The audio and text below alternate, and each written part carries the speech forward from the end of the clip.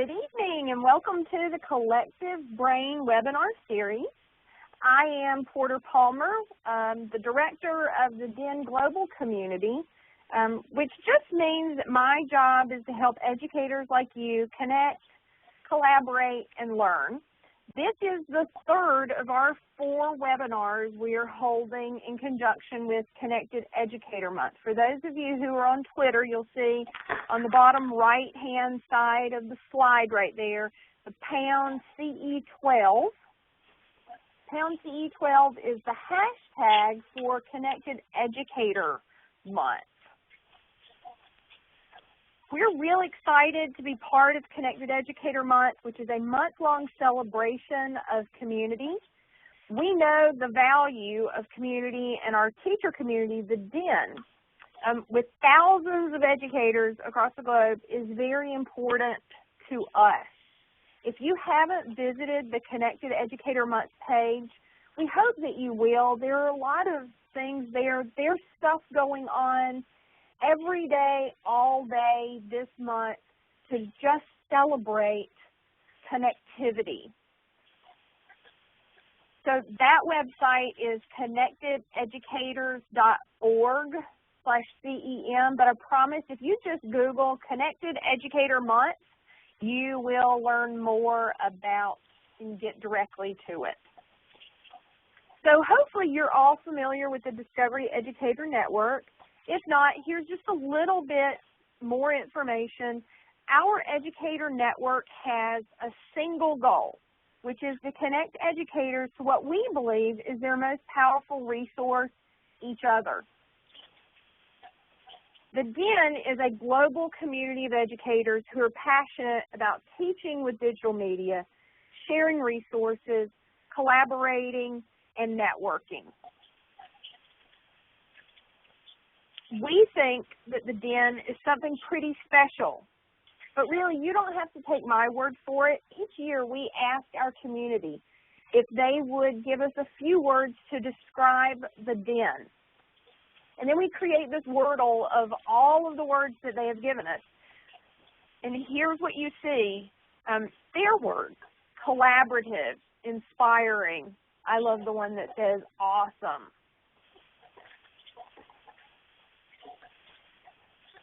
In 2011, we had researchers from the Harvard School of Education do a study where they talked to the most active members of the community. And one of the things that we found out was that the DEN really does have a tremendous impact on educators. 90% of folks who responded said that the DEN and their participation had supported their professional growth either tremendously or very much, and that the DEN had helped them increase and improve the use of technology in their classroom, 97% of them. Now, these are folks who are active within the community because you get what you put into it. So the more active you are, the more you get from the DEN community. So with Connected Educators, we work together in a variety of ways. Our DEN blog network is just awesome. Our Leadership Council members, which is a level of being a member of the DEN, they contribute tens of thousands of posts to the DEN blog on an annual basis.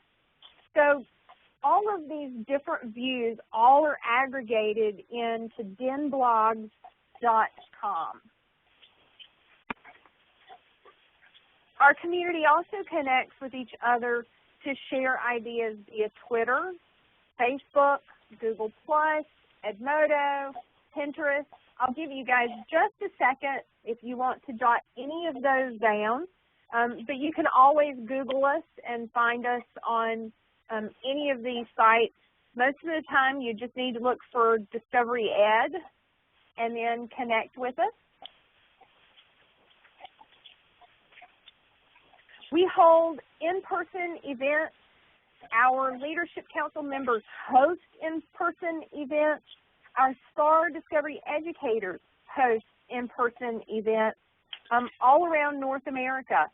And some of them are led by the DEN team, and then many of them are led by folks just like you. The big highlight is our DEN Summer Institute. This is most of the time for the most active members, and they're selected through a competitive application process.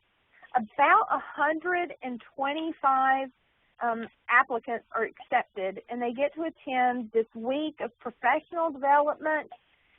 This year, the Summer Institute was in Bozeman, Montana, at Montana State University.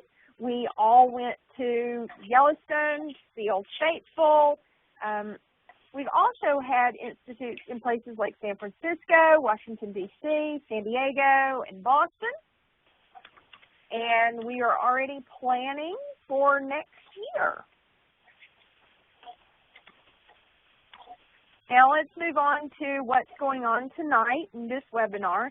This is the collective brain, and it's called that because the ideas that, at least the ones that I'm sharing, aren't necessarily our own.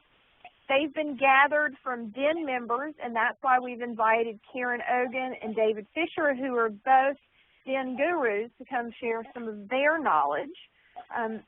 But we've gathered these things from educators who realize that sharing is important.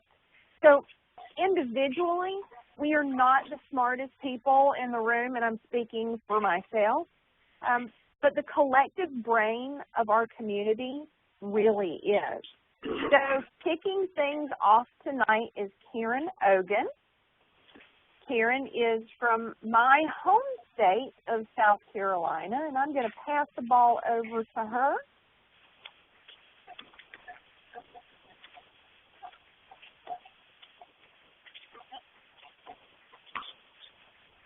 And there you go. Can you hear me now? I hear you. Oh, thank you. I think I unmuted me and then you muted me again, so. Can everyone hear me? Yep, you sound great. Wonderful. All right, thank you. I'm Karen Ogan. I'm a Technology Integration Specialist from Columbia, South Carolina. And tonight I'm going to be sharing with you Engage Me, Making Lessons Fun with Media. And I'm going to be talking about how we can use some media with some Web 2.0 tools to make some lessons exciting and engaging for our students. So I use media with students because a lot of our students find media fun and engaging to use in the classroom. Media is great also because it can be used in a lot of project-based learning. And Discovery Education, of course, is a wonderful place to find that media because Discovery Education has all of those videos and images, sounds, and a lot more that we can use in our projects. And of course, not only teachers can find the media, also our students can when we use Discovery Education.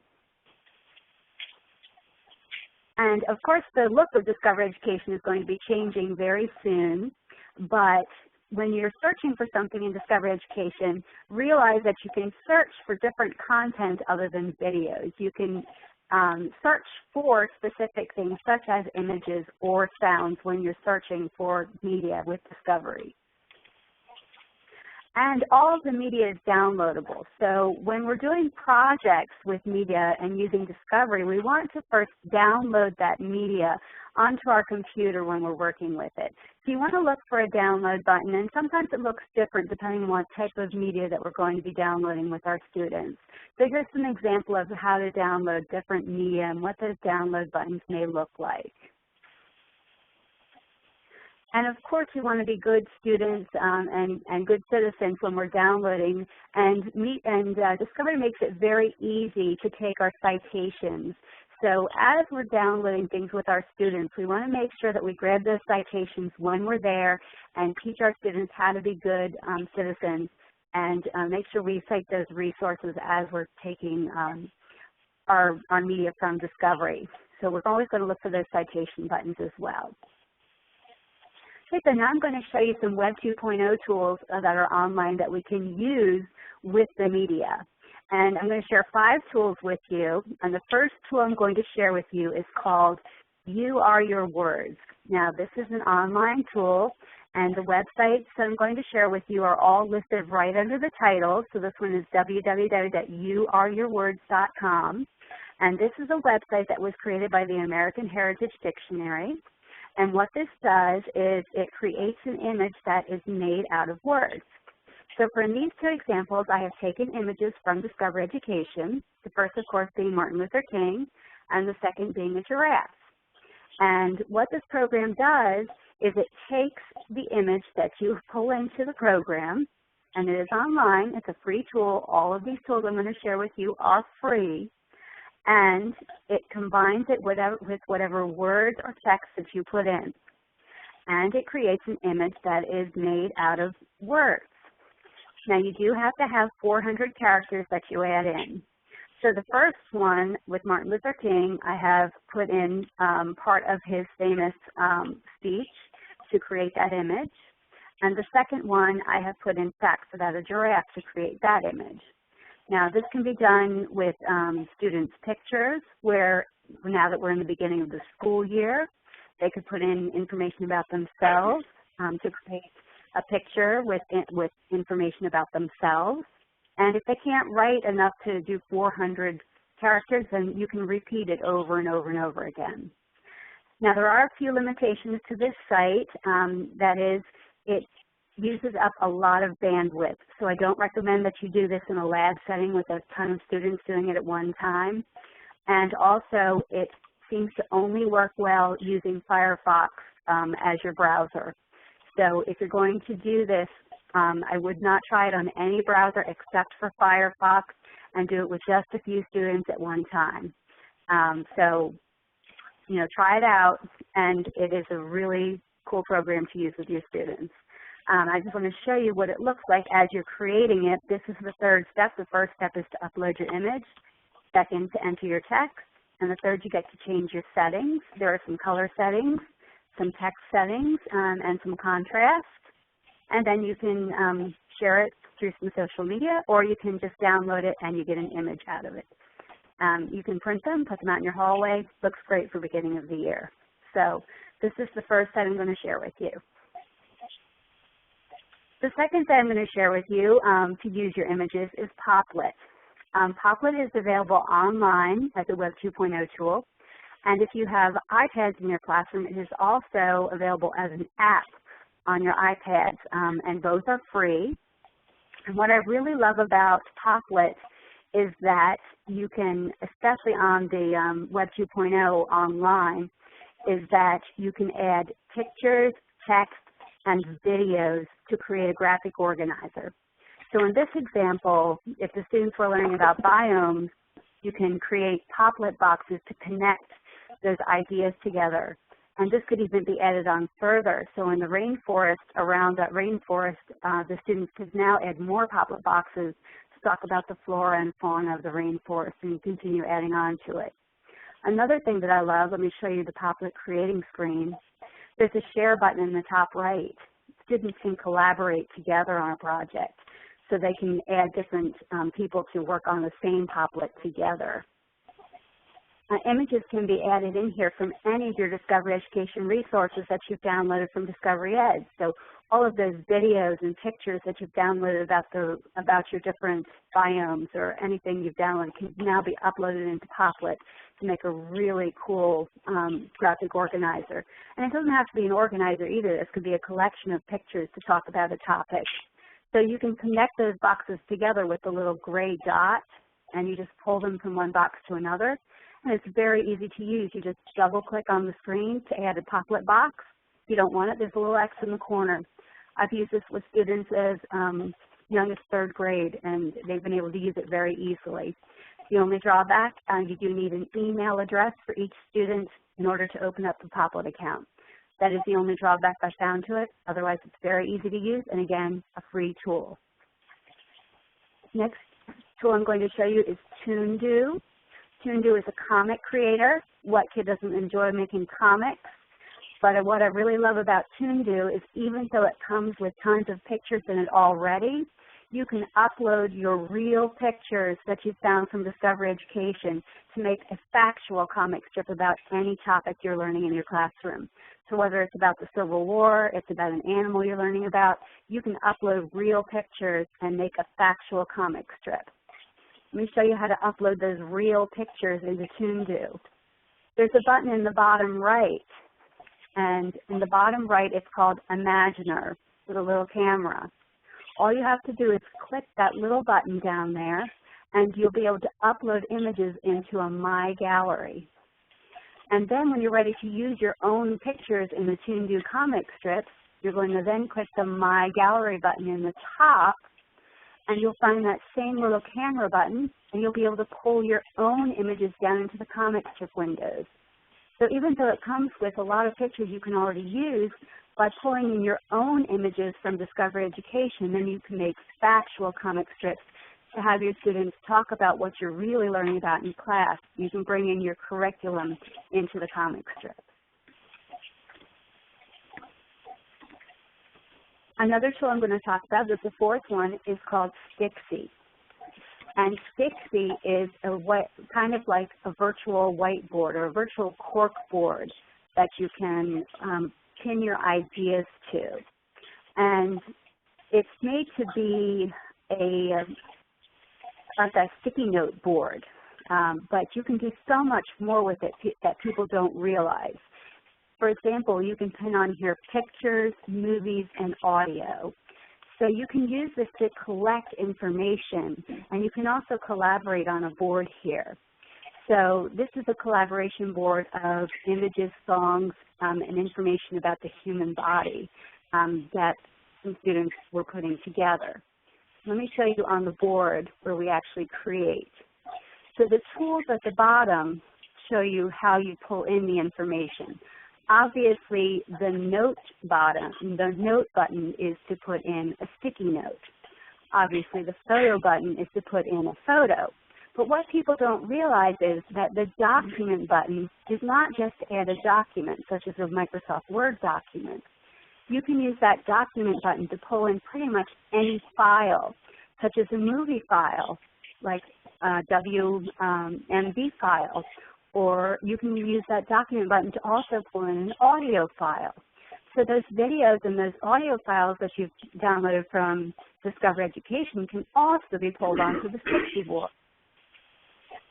And one last tool I'm going to share with you to also use your images is PhotoPeach.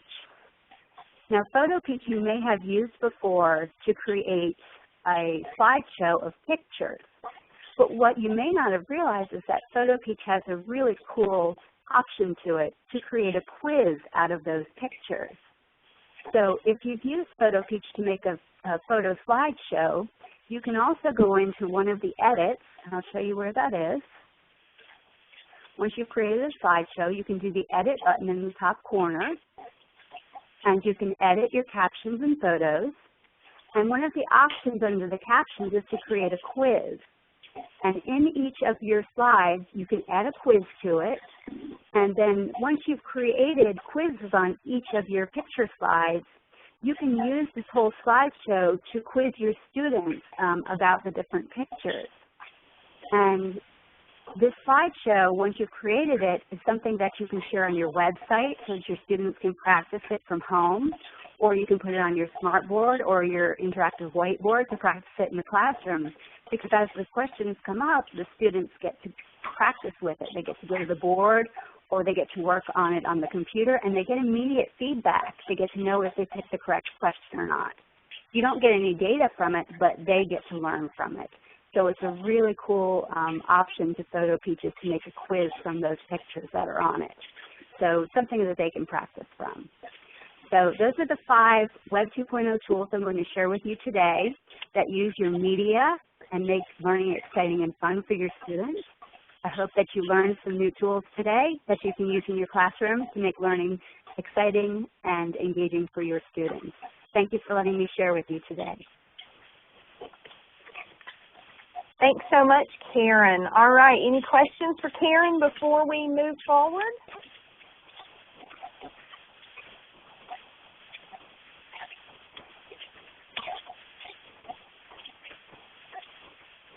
All right. With that, there is a link here on the last page that will go to the presentation if they would like to see it again. oh, let me make sure we all see that. So if you'd like to have the presentation, I'm going to type that in for you.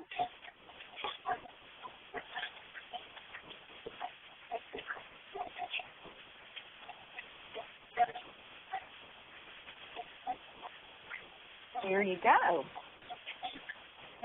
All right.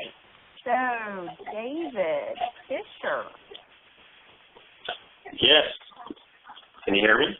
I can. So, David is my friend from Florida. Yes, where it's been raining down here on and off. Oh, so, no. Yeah, you know, that's like down here in the subtropics or whatever they call it. Okay, so thank you very much, Paula. I'm excited to share with you guys.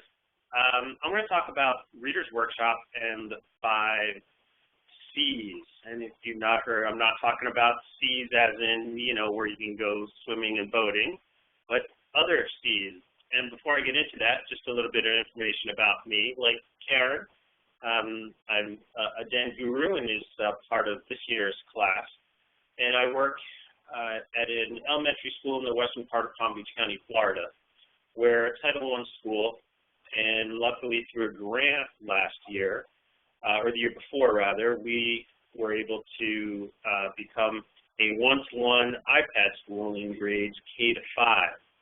So I have the awesome task of running this iPad program.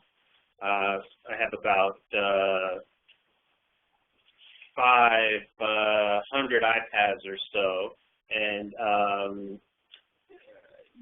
yes, Paula, there are 4 C's, but I added a 5th one, so you'll find that out in just a little bit. So I have over 500 iPads that I need to deal with for the students and the teachers. So needless to say, my day is never boring. And if you're interested, I have a blog. It's called I'mTheIPadGuy.com. And I just write about the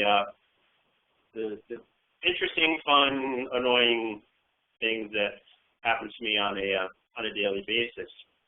So at the beginning of school this year, I did several workshops for my teachers on how things are going to be different because we're going to be one-to-one very early in the school year. And I was talking to them about the 3 R's. And for most of us, we remember the good old 3 R's, reading, writing, and arithmetic. But for us and some of our colleagues, the 3 R's in today's world, with the technology that we have available and what we need to use, puts us into a different category than our students. So some people might call us digital migrants, digital immigrants. I even like to say that I have a couple of digital avoiders in my school. Of course, they have no choice. They will be using it. But the way that I sort of look at us and other teachers who are not part of the digital native generation, I think we're more along the line of digital migrants than being an immigrant. We haven't moved from one place far away to another land to come here and work. But I think a lot of us are migrants because we've sort of accepted the fact we need to use technology every day. I mean, just think about it. If you have a mobile phone, you're using technology, even if you're not doing much besides making a phone call. But slowly but surely, we are coming over to the other side where we're realizing more and more, and teachers are realizing more and more, the importance of technology in the lives of their students. And that's a big hurdle that a lot of my teachers have to cross over in order to really be successful with their kids in the class. So what we moved to is what I'm calling the 5 C's. And these are my 5 C's, not necessarily the same 5 C's that others may have put together. But my 5 C's for the digital natives that we work with go sort of like this. They compute, they consume, they communicate, they collaborate, and they create. And what I'm finding, at least in my school, is that of these 5, the top 2 seem to be pretty strong. The bottom 3, they need some work. So although I have a lot of digital natives in my school, and that's simply because they're walking around with iPods and iPhones in their back pockets or using their parents' phones, they still need to work on developing other skills. So here's what seems to be important to my students and what they're able to do. They can compute, so they're comfortable on a piece of equipment. There's no problem logging in to any of our computers, getting onto any website where they need to go, or on their mobile device. And a lot of my kids have what I call on-the-device keyboard skills. So they've never really taken a typing class, they've never used a typing program, but in some way, shape, or form, they figured out how to really navigate a keyboard very easily and very quickly without any real training in that area. So my kids really do compute pretty well. We know the kids consume, and that's certainly true of the students at my school, because they're definitely looking out for games. They're talking about the music that they downloaded. They're talking about the news that interests them, certainly not world events, but anything about music and sports has been really important in their lives, so they're bringing that in. So they're consuming from digital sources. What we need to work on with our kids, and I think probably with a lot of kids across the country, is start with some of the communication part. We know that they text if they have the ability to do that. Some kids have email. We know our students are using mobile phones to place phone calls. And in some cases, some of our kids are using their devices for video chats, or they're participating in video chats in the classroom. I think this area of communication and the way that we change how they can communicate with the technology will be of great importance to how they learn and what they learn as time goes on. Collaboration is a huge part of what we need to work on in our school. Kids sometimes forget that teamwork really does provide better results than if they try to do things by themselves. The teachers also need to understand that it's okay to let the kids collaborate, because they're not cheating, but they're actually working together at something to reach a common goal. And some of the things that we'll be working on this year is cross-classroom projects, either within the school or with other schools in the district, and really sharing information with the teachers to let them know that this working together is really a good thing, and they need to do that. The last is the creation part. Since our kids are really big consumers of information, they should also start to be really big creators of information and provide some of that back to the digital world, because they do have great ideas. We just need to be able to find a way to harness those ideas and bring them out so that they can share what they know. And I'm finding that the biggest roadblock here is that teachers don't really want to relinquish control of their classrooms to their kids and give them the time or empower them so they can work on these projects together. So these are some of the hurdles that I've come across, but yet even though they're hurdles, you know, there's another one down the road and you have to keep crossing them if you want to get to the end of that finish line there. So we're a Reader's Workshop school, so what that means is our 90-minute reading block is sort of a prescribed amount of time. We have certain events that have to take place in a certain order, and in that time period, there are certain behaviors teachers are going to be looking for. And what we're going to be doing this year is using these free apps to really get the students and the teachers working together in this Reader's Workshop environment. There are others we'll probably bring in, as well as other sources, especially bringing in materials from Discovery Ed as well. But this is how we're going to start to do this and bring the 5 C's together with our Reader's Workshop. So one of the things we need to teach the kids is the wonderful multitasking ability of the iPad 2s and 3s. So for those of you who said in the chat window that you're looking to get iPads for your kids or your teachers, this is a really efficient way of going in between apps, and students really need to know how this has to work. Teachers should know too. So this is a screenshot of an app called iBrainstorm. This is one of my favorite apps. It is completely free. Like Karen's Sticky's website, this is an app that does the same thing. You can add Post-it notes anywhere you want on the screen. You can draw on the screen with your finger and create lines, boxes, connect things together. What's important for us in this arena with the iBrainstorm app and the 5 C's as it relates to the Reading Workshop is, as part of the Reading Workshop, kids are supposed to tag information in books that interest them. Well, here they can tag it right on their iPad. And at some point later on, the teachers can go back and look at their Post-it notes and see what kind of information they're tagging. And they can respond to them with another Post-it note in a different color, just as I've set up here. So now teachers and students start to engage in a meaningful conversation. There's communication between the two of them, and the teachers get an opportunity to really see what their kids are thinking about in terms of their reading and what they're finding interesting in their stories.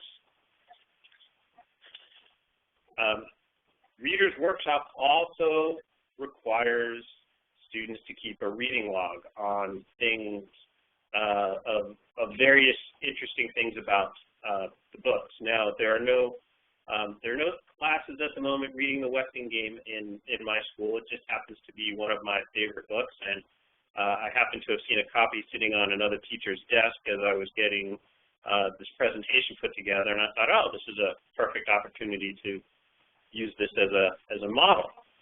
But the Notes app on the iPad will work really well here, because the teachers will have an opportunity to, again, respond to what the students are writing. And what we're doing is we're just separating out the students writing at the top from the teachers writing at the bottom by the teacher, in this case just named teacher, putting his or her name in all capital letters. So again, that conversation, that collaboration and communication between teacher and student will start to happen this way. Also, students can share iPads, and they'll be able to read each other's work and continue with that collaboration there as well. Now, of course, our entire school is K-2. Is Reader's Workshop there, and I didn't want to forget anybody who's teaching K-2. So here's a great app. Again, it's free. That's one of my, this is my new favorite whiteboard app. It's called EduCreations. So for all of you elementary teachers there who are great artists, yes, that's my lousy pictures there. Yes, thank you, Gail. It's cute. That was the best I could do. Stick figures is about as far as I can get. But here's what's nice about EduCreations. It is a whiteboard app. It's very simple to use. What you see on the screen is exactly the layout you get. There are 4 color boxes, and excuse me, you can change the colors at any time. But what's really interesting and what makes this a powerful tool is that not only can you draw on it, but up on the top next to the capital T to the right is the add an image box. So you can bring in an image from your camera roll. You can use the camera on the iPad, and it will take a picture and bring that picture right in for you. It will also take you out to any website that you'd like to go to because it will act as a browser. Once you get to the website that you want and you find an image that you're looking for, it will allow you to take a screenshot of that image, and it will put that image right into your EduCreation for you. So if you're working on something and you need an image of a tree, you can head on out to Discovery Education, find that tree, and bring it in. But what's really important about this one that I think is really important for our kids is that you don't just get the one page that's sitting in front of you. On the bottom right-hand corner of EduCreation, there's an arrow that's pointing to the right. So when you finish working on one page, if you tap that arrow, you then get a second page within the same book, if you will, on EduCreation. So you can have your students create books about things that they've learned or books about books that they're working on. So in this case, a kindergarten or first grade teacher may have read Cat in the Hat, and here there's the opportunity to show what was their favorite part, and then when you hit the record button in the upper right, the student then gets to explain why. So you're hitting those different modalities depending upon the student you're working with. So we have here just a quick little wrap-up. So we're, as I said, a Reader's Workshop school, and with these apps, and they're all free, it's a great way to take your Reader's Workshop digital. You could certainly move your students through the 5 C's, or at least my version of the 5 C's, all the way from compute down through create, let them collaborate and communicate at the same time. And if your teacher is really willing to let them go and have some fun, your kids will have fun, and so will you.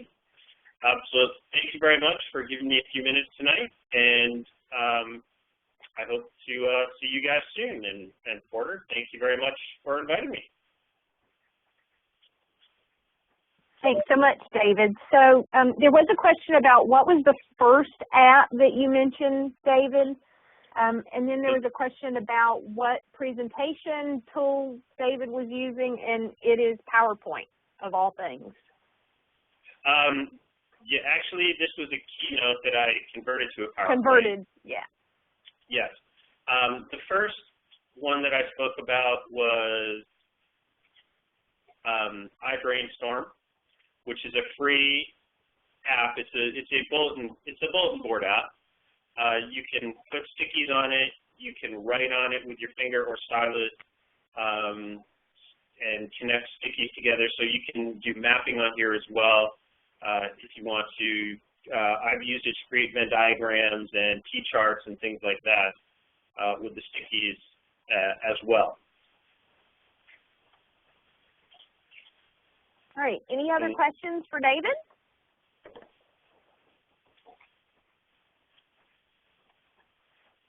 All right. Thank you so much, David and Karen. Thank you. So, guys, as I mentioned, I'm Porter Palmer with Discovery Education.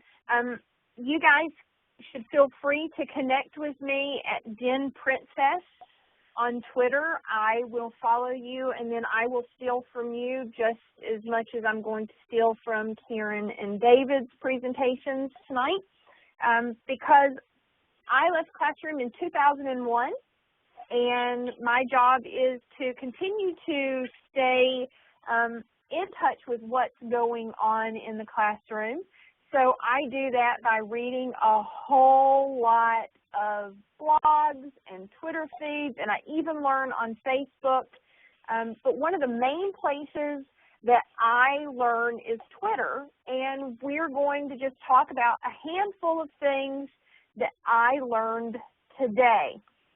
Now, we all are very busy, and I, too, have a job that keeps me really, really active. I also have interests outside of my job that keep me busy. But as a person who is in education, it is really important to me that I continue to learn. I believe that our best teachers in this world are lifelong learners. So every day I set out to learn something new. But because I don't have a lot of time to devote to sitting down and learning, I set priorities. And my priorities each day are threefold. I want to grow my expertise. There are areas that I already come into this career with expertise. I spent my entire career in the classroom in special education. I love technology, and somewhere in there I learned quite a bit about assessment of kids with disabilities. So those are really the place where my expertise lies. But I also want to learn something new every day. I challenge myself to learn something new and then also to make connections with other people. So here's just a quick example of some things that I learned today in those three categories. So today, in the area that I was growing expertise, I use a service called Paperly, paper.li. Because I'm on Twitter, Paperly will deliver to me each day my very own aggregate of links and things shared by my peeps on Twitter. And I have it set up to share with me things about education.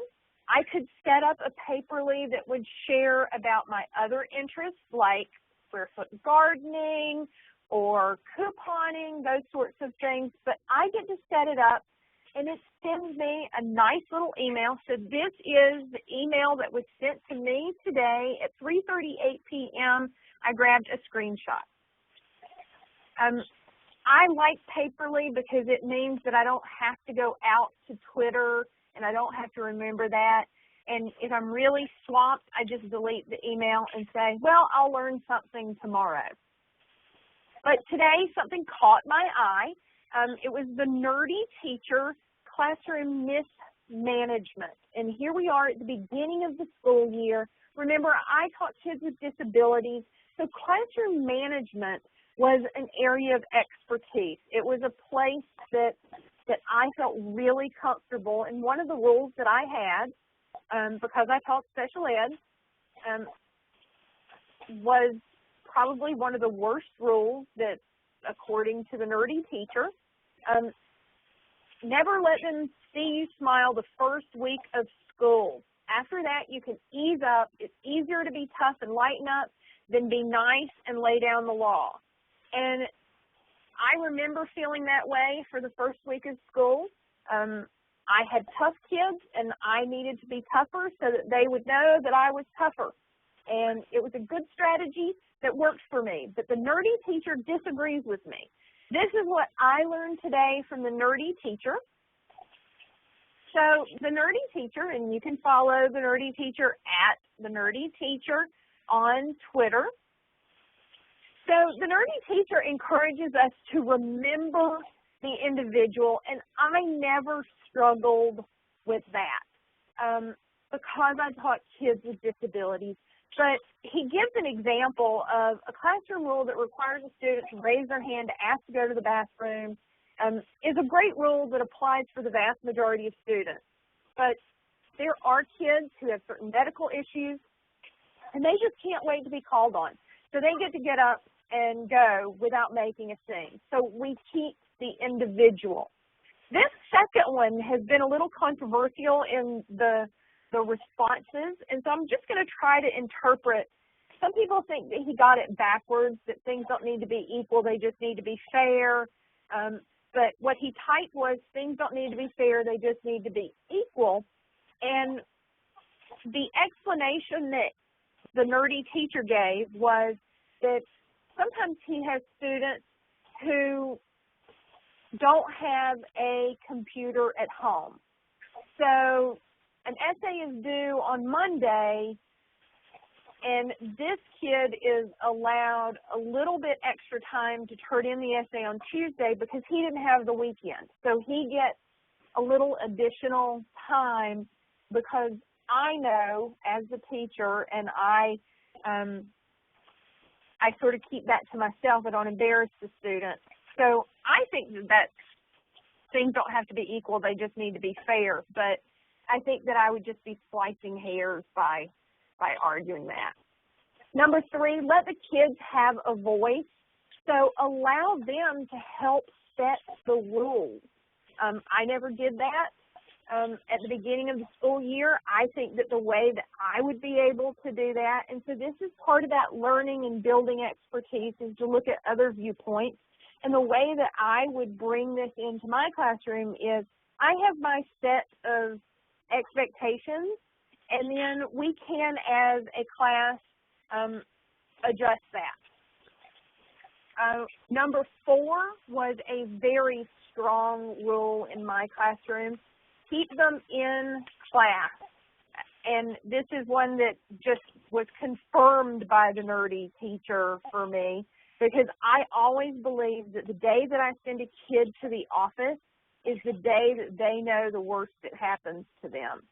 And I give up the control the day that I pass them off to the principal. And so that's one of the things that the nerdy teacher said. And then finally, don't just contact home when it's the bad stuff. Make sure that you're sending good information home to the parents.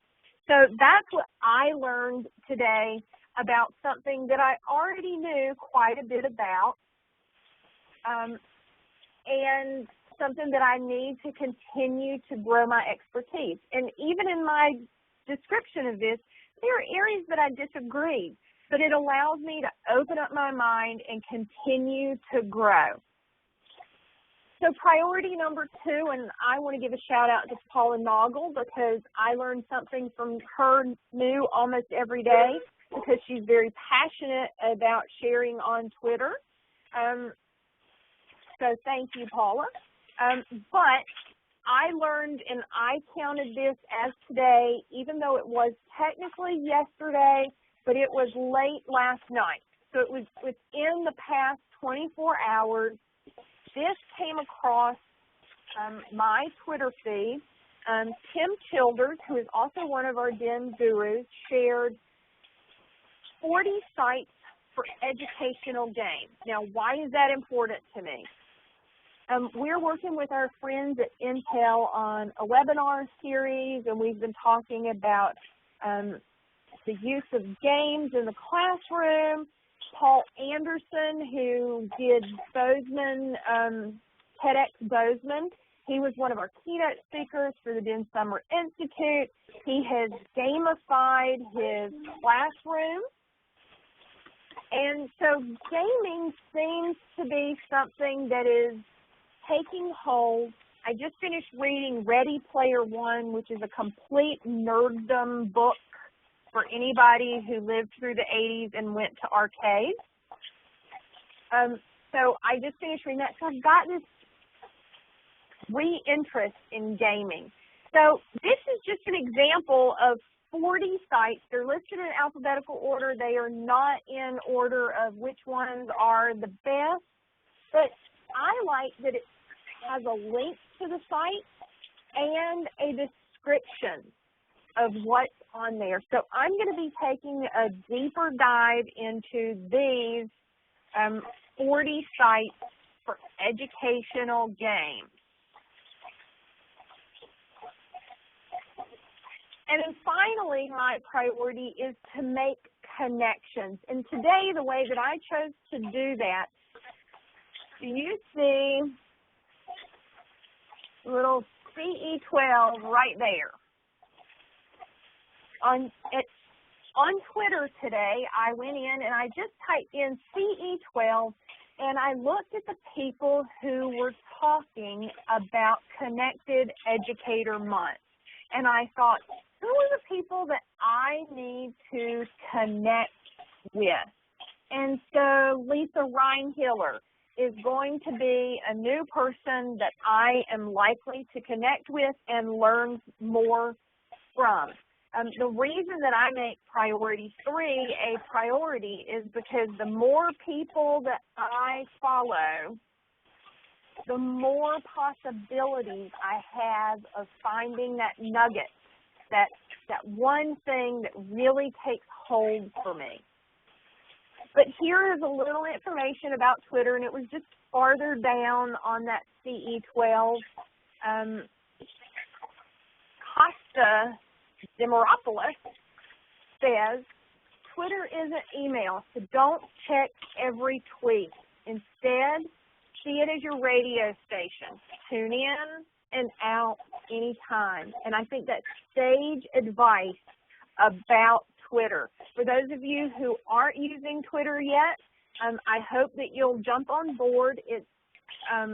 Jump in. You don't have to feel like you're going to say a whole lot. It's okay to lurk and to learn from others.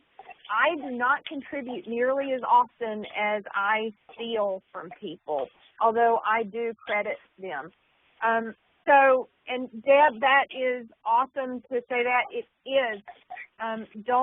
Don't feel like you have to catch everything or you will be overwhelmed, which is one of the reasons that I really like Paperly. And then I want to share with you something that I learned recently, because I did not learn it today or even yesterday. But oftentimes I have lots of links, like in this presentation, and I have not copied a single one of them into the chat window because I knew something that you didn't know, and that is I have created one link that will share with you every link that I have talked about during this section. And it's on a website called Crunch. And all Crunch does is you only need to know how to copy and paste to be able to use Crunch. So I go to the website that I wanted to share with you, I copy the link, and I paste it into one of these boxes. And then I go to the next one and I paste it into this box. And what comes out, I can even give it the link that I want it to have. And so what you will see is you can get all of the links that I have shared at crunched.com/whatIlearned2. I'm going to give you guys just a second to jot that down, and then we're going to go out and look at it real quick. So Crunch, thanks, Deb. And now I'm going to share my desktop real quick. And then here is what I learned. So this is the website that you're going to see. And there are arrows so that you can advance to the next slide, to the next website, or there is a little drop-down bar that lets you see each of the things, and number 7 right there is all of the slides that I shared during this section called Things I Learned. So I'm going to stop sharing my desktop.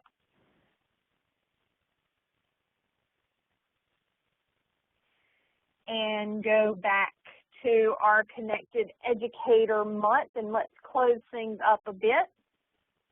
So next week we have one more Collective Brain webinar, which is Tuesday, August 28th at 7 p.m. Eastern Time. You can get there by going to bit.ly/discovery_collective-brain. Or you can just read the blogs. You've got it there. It's in the weekly update. It's also on Connected Educator Month's calendar. I do want to let those of you know who are on Twitter, and even if you don't have a Twitter account, you can still follow along right after this in 6 minutes. Run over to Twitter as fast as you can and type in #AppyHour, and follow what's going on there. The Texas Leadership Council of the Discovery Educator Network hosts this once a month, and it happens to be tonight at 8 p.m. I do hope that you guys will save the date for the DEN Fall Virtual Conference, which is Saturday, October 20th. I believe we're going to have 20 plus simultaneous sessions throughout the day.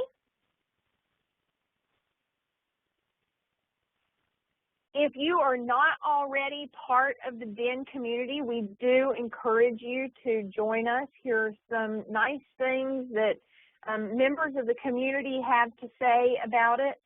I do invite you to connect with us. We've already looked at these.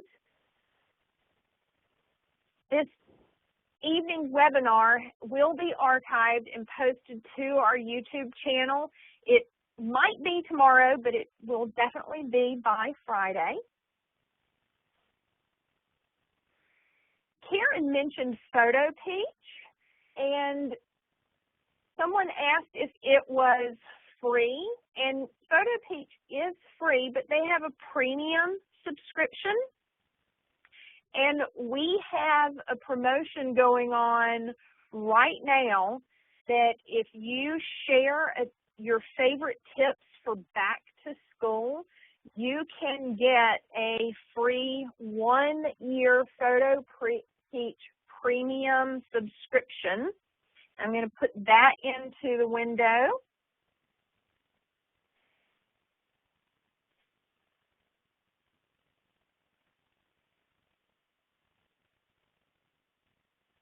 Because it's not a simple one. So there's that link for you.